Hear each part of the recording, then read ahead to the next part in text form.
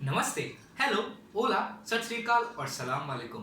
मैं हूं यश और आज आपका स्वागत है मेरे YouTube चैनल पर। तो आज के वीडियो में दोस्तों हम सीखने वाले हैं रिफ्लेक्शन के बारे में, यानी कि प्रकाश के परावर्तन के बारे में। तो चलिए शुरू करते हैं। तो प्रकाश का परावर्तन होता क्या है दोस्तों? तो आपको पता होगा कि जब प्रकाश की कोई किरण जब किसी वस्तु की सतह की ओर आती है तो फिर वो उस सतह से टकराकर विपरीत दिशा में चली जाती है।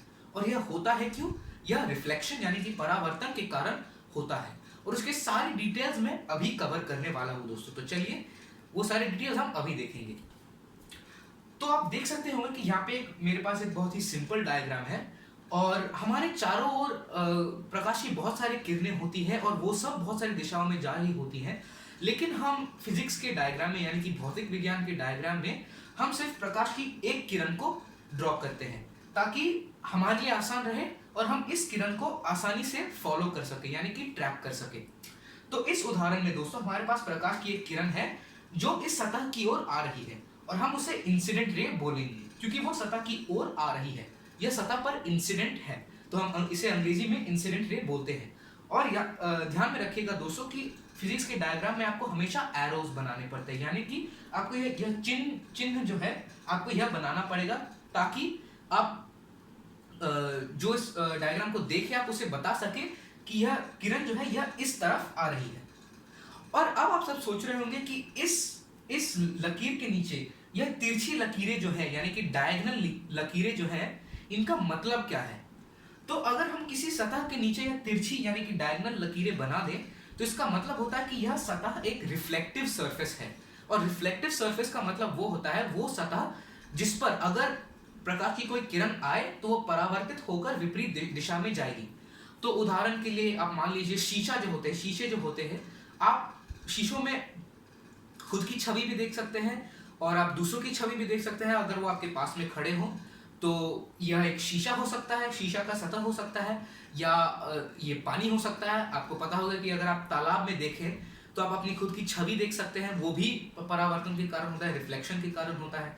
तो ये तालाब का एक सतह हो सकता है। बेसिकली दोस्तों कोई भी सतह जिस पर प्रकाश की कोई किरण अगर उससे टकराए तो वो परावर्तित हो हम उसे रिफ्लेक्टिव सरफेस कहते हैं। और भौतिक विज्ञान के डायग्राम में हम रिफ्लेक्टिव सरफेस के नीचे तिरछी लकीरें बना देते हैं। अब दोस्तों होता क्या है कि जब प्रकाश की किरण इस सतह के साथ टकराती है तो प्रकाश की किरण में जो फोटॉन्स हैं और इस सतह पे जो इलेक्ट्रॉन्स है दोस्तों उन दोनों के बीच में एक इंटरैक्शन होता है। और दोस्तों क्या इंटरैक्शन होता है ये मैं आपको बता नहीं सकता क्योंकि वो क्वांटम फिजिक्स में पढ़ाया जाता है और मुझे क्वांटम फिजिक्स आता नहीं, वो बहुत ही मुश्किल है।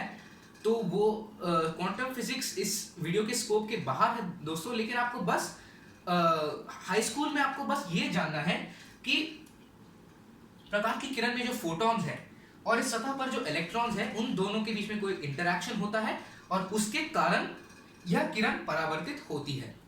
तो फोटॉन्स क्या होते हैं?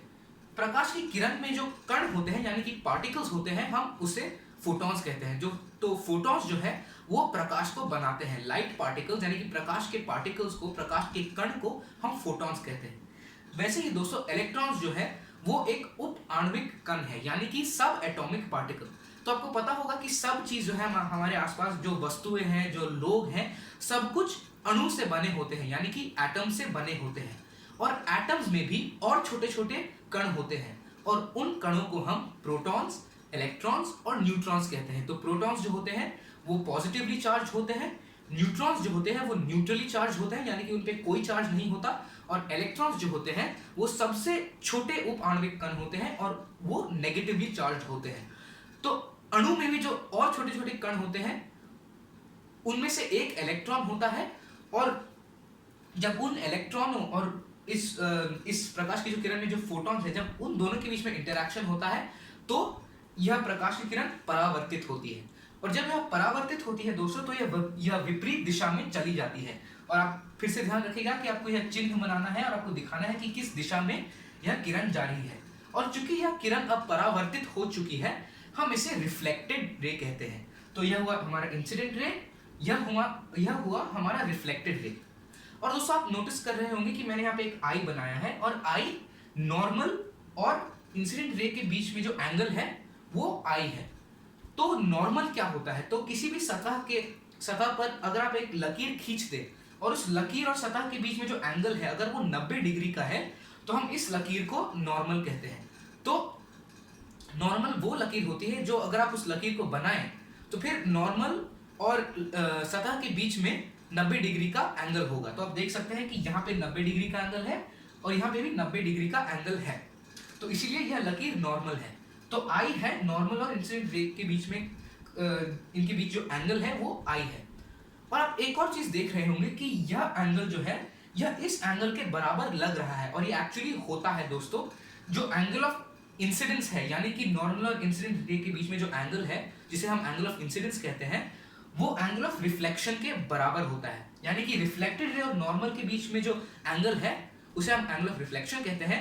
यह दोनों एंगलें बराबर है दोस्तों, और यह बराबर क्यों होती है यह मैं आपको अगले वीडियो में समझाऊंगा, जहां पे मैं एक बहुत ही सिंपल मैथ्स का प्रॉब्लम सॉल्व करके आपको दिखाऊंगा कि यह दोनों एंगल्स एक बराबर क्यों होते हैं। और दोस्तों इसी के साथ हमारा यह वीडियो समाप्त होता है।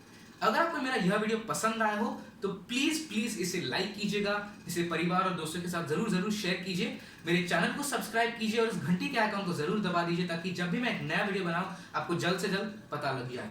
दोस्तों अगर आपके पास कोई भी दुविधा हो, कोई भी डाउट हो, आप किसी भी टॉपिक के साथ स्ट्रगल कर रहे हो तो प्लीज उसे कमेंट सेक्शन में जरूर छोड़ दीजिएगा, मैं जल्द से जल्द आपको एक रिप्लाई भेजूंगा। धन्यवाद दोस्तों इस वीडियो को देखने के लिए।